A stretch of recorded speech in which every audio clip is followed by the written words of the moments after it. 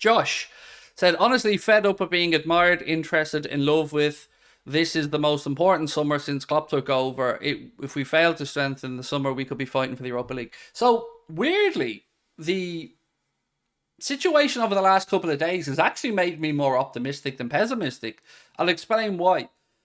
I thought we were going to have this window that was going to be done fairly quickly. We were going to be a little bit left underwhelmed. We're going to get McAllister, Thuram, and somebody who we're not very happy about. Somebody like the kid from the Netherlands, Ryan Gravenberch. Somebody like Kone, who was potentially okay, but not earth-shatteringly happy.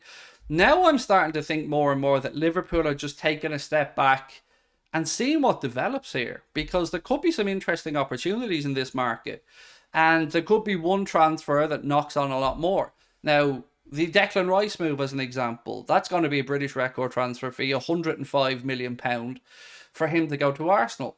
And as much as I admire him as a football player, Declan Rice, and he is absolutely top drawer, £105 million player he is not. He isn't. So Arsenal have put a lot of eggs in that basket. Somebody just said to me that Maddison's been announced by Spurs there in the chat. Fitzy, thank you for that. So that's another one of the clubs around us that have gone big. I think Liverpool are looking at this, and that might be one of the reasons why we haven't necessarily pulled the trigger yet to go fully unveil what our plans are in midfield. I think maybe we're looking at the Szoboszlai stuff. We're looking at the Barella situation to see what interest or offers go in for him. Now, I don't believe in any way, shape or form that we're going to be in the Caicedo mix, because that looks like an £80 million deal, and that's not going to happen. Rice is only so expensive because he's Irish. So I think two of the three most expensive players from English players or British players being sold have at least qualified to play for Ireland. And Declan Rice, Jack Grealish, both of them played underage level for Ireland. Or 34P3 or underscore or L underscore said there's also a negative to Liverpool sitting back. If we relax too much to see what happens, we might see a player to sign and it might be too late, as they might be in a conversation with another club. I think we'd be aware of who our serious interests are and who their admirers are, because let's say, for instance, we are looking at one player and that player then gets interest of another club. That agent's going to come straight back to Liverpool to say that, because they'll want to use it for leverage. MRMH44 said, I think Liverpool are monitoring the Real Madrid situation with regards to the whole Mbappe kerfuffle. And I agree. And I've said this for a while now. I think it'll be interesting to see if Madrid do go down the we're going for Mbappe route, how much he'd cost and how it would affect their internal FFP at La Liga. So I agree. If Real Madrid have to move somebody on, it will most likely be Valverde or Tchouameni. And Liverpool, as we know, have a long-held interest in both of those guys. I know my name's a bit confusing. It's pronounced as Reaper. We'll go with that then. I'll go with that. Reaper. It makes it a lot easier anyway. Thank you. Reggae Dragon said, I want McAllister, Szoboszlai and Thuram. That is just the right mix of players and very young still. Dude, if we got those three and brought in a centre-back, I ain't complaining. Not at all. That's a window that I think is 9 out of 10. Like, really. Would you guys be happy with that window?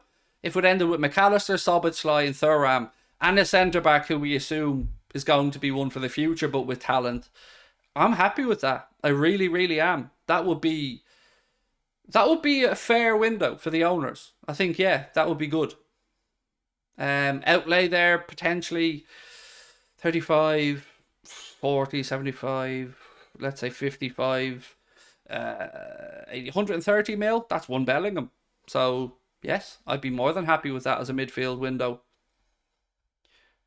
Szoboszlai has the ability to be that get you up on the edge of your seat type player. Like, he really could be a difference maker with regards to the goals he could chip in with regards to assists, and just with regards to his all-round energy, ability and pedigree.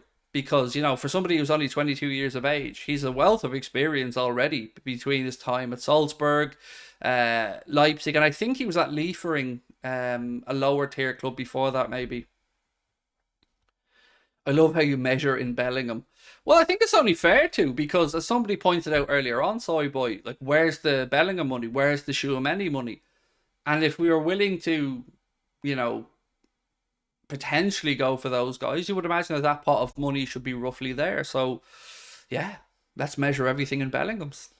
I'd put good money if we sign Szoboszlai, we won't sign another midfielder. I'm trying to just work out how I feel about that. I'd be annoyed by it, but less annoyed than if we brought in Gravenberch, Thuram, and McAllister. So if we brought in McAllister and Szoboszlai and no other midfielder, I wouldn't be happy about it, but it wouldn't make me as nervous as the other three would. And I like Thuram. It was just the idea of Gravenberch. I just don't see it with Gravenberch.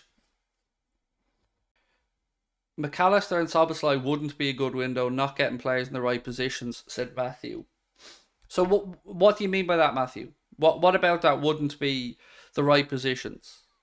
Because you could play Szoboszlai on the right side of midfield, and you could play him in an attacking position. If you were going for a 3-box-3, and you had Trent and Fabinho in two of those more defensive positions, you could have Szoboszlai and McAllister ahead of them.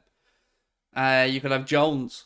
You could have Elliott on the right-hand side as well. I think it gives us options, but it doesn't solve the potential issue around a holding player.